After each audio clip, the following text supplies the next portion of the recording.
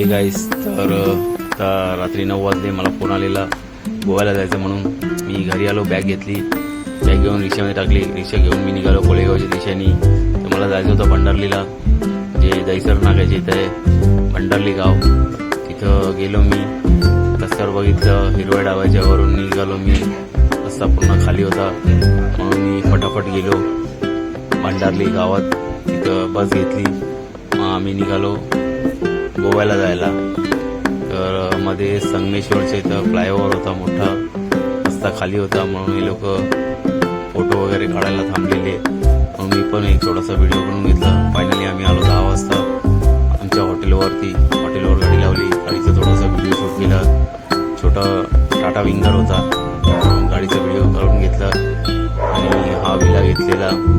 बाहेरून खूप सुंदर होता, आतमध्ये रूम पण चांगले होते, AC होती दोन्ही रूम. व्हिडिओ आवडले असेल तर मित्रांनो चॅनलला लाईक, सबस्क्राईब आणि फॉलो नक्की करा. जय हिंद, जय महाराष्ट्र.